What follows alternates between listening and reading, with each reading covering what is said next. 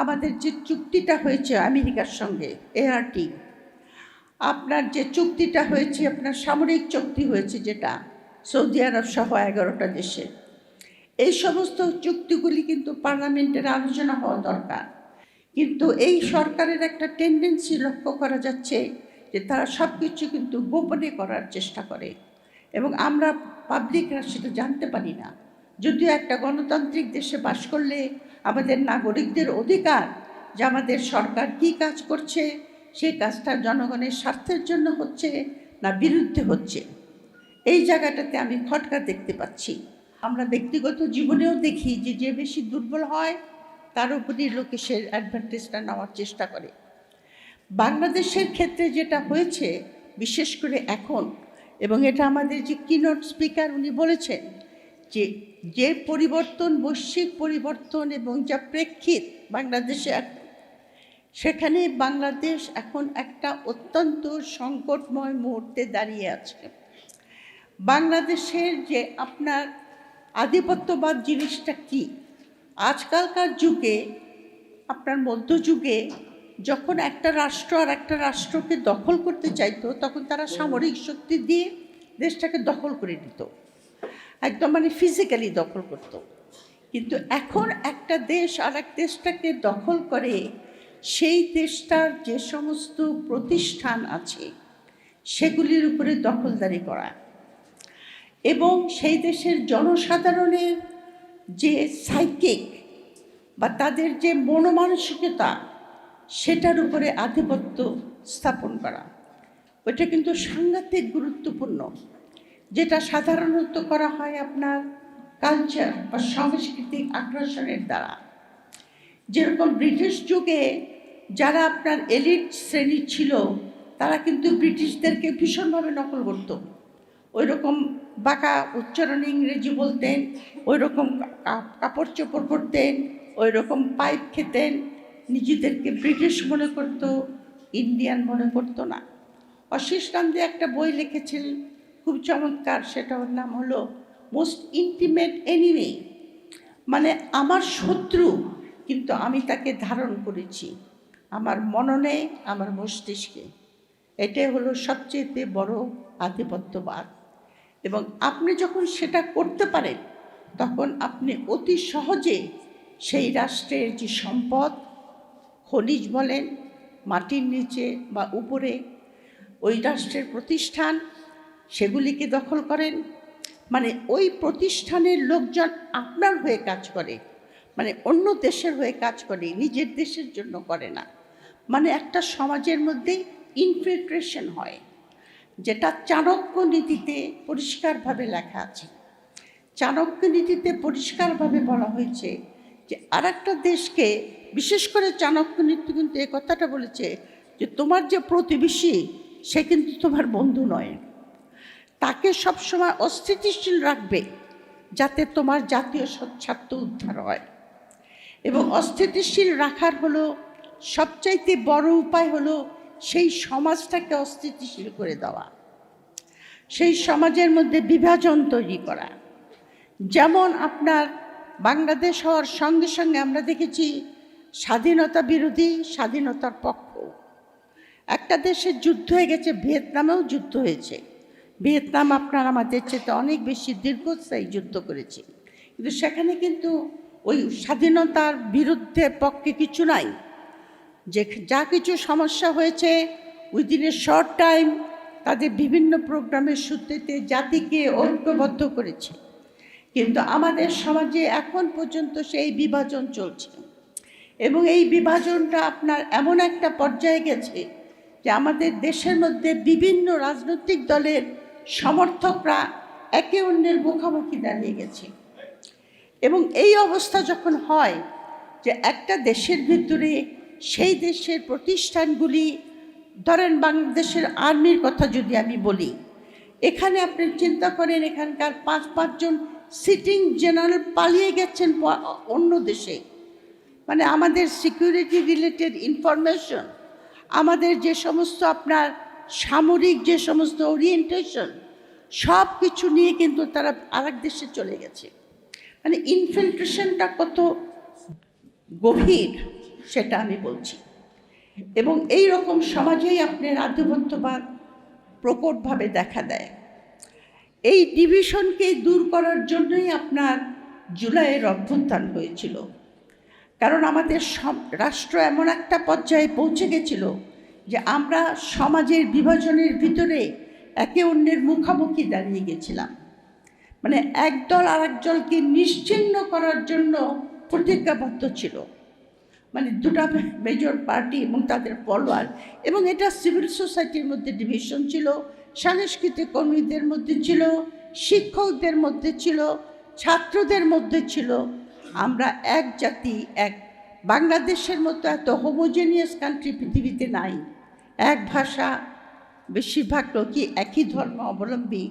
অন্যান্য দেশে ধরেন ইন্ডিয়াতেই তো আপনার বহু ভাষাভাষী লোক আছে, বহু ধর্মীয় লোক আছে, কিন্তু আমাদেরটা একটা হোমোজেনিয়াস নেশন।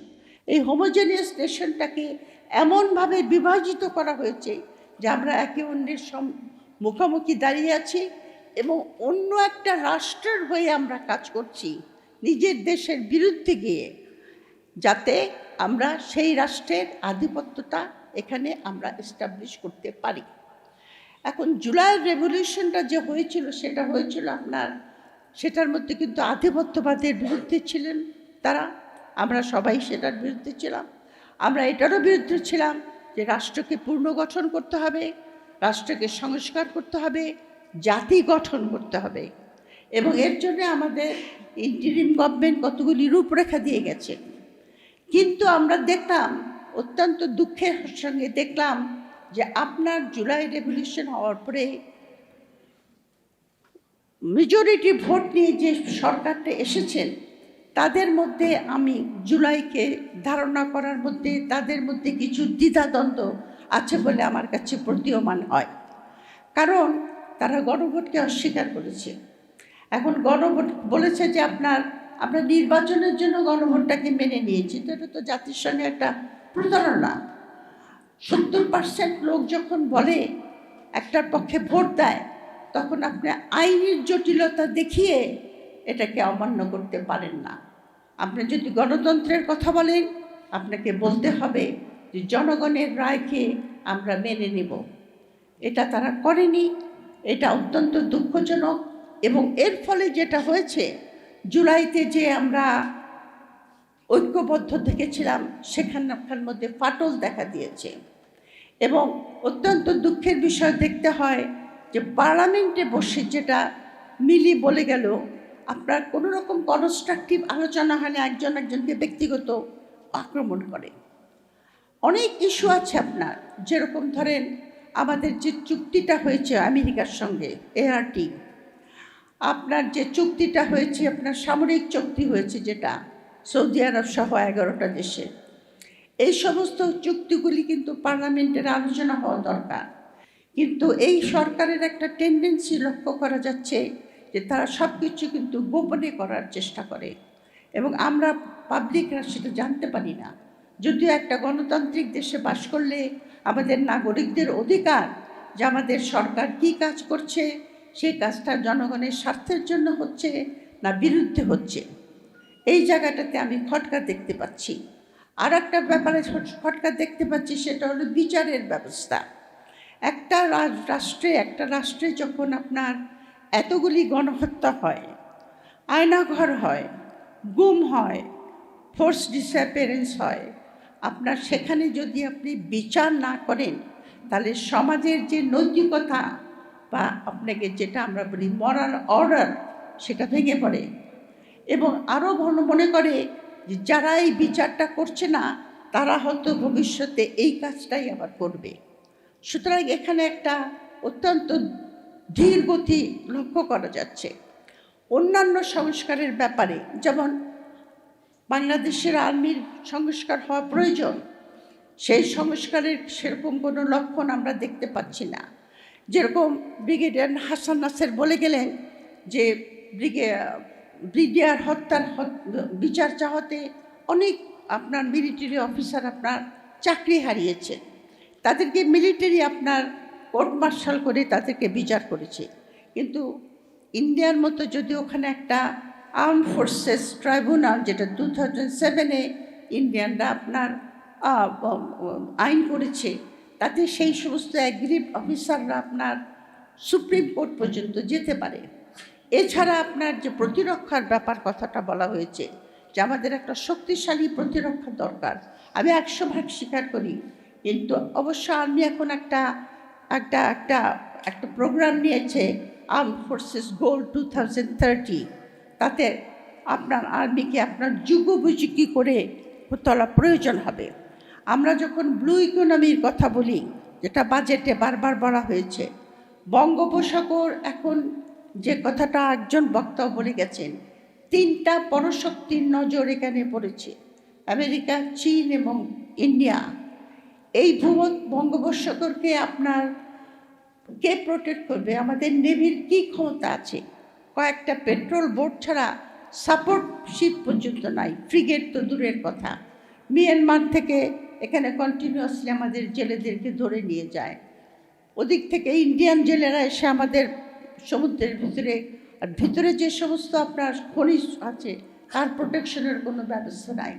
সংস্কার সব জায়গায় প্রয়োজন, কিন্তু আমি যেটা দেখতে পাচ্ছি যে সংস্কারের ব্যাপারে আবার একটা কথা যেটা বলবো, আগের বক্তারাও বলেছেন, আমরা চাই যে এই সরকার সম্মিলিতভাবে এই সমস্ত ইস্যুগুলিকে, যে আমাদের আধিপত্যবাদ যদি আমাদের রুখতে হয়, যে কথা বক্তারা বলেছেন যে আমাদের নিজেদের শক্তি বাড়ানো দরকার, সব ব্যাপারে, শিক্ষা, প্রযুক্তি, স্বাস্থ্য, প্রতিরক্ষা, সব ব্যাপারে আপনার কূটনীতি, আমাদের শক্তি বাড়ানো দরকার। সবচেয়ে বড় কথা, অনেকেই বলে গেছেন যে নিজের মেরুদণ্ড সোজা করে দাঁড়াতে হবে।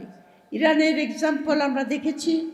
এই ইরান আপনার 25 বছর আগে থেকে চেষ্টা করে জেনেছিল যে আমেরিকা একদিন তাদেরকে আক্রমণ করবে, এবং সেইভাবে তারা প্রস্তুতি নিয়েছিল।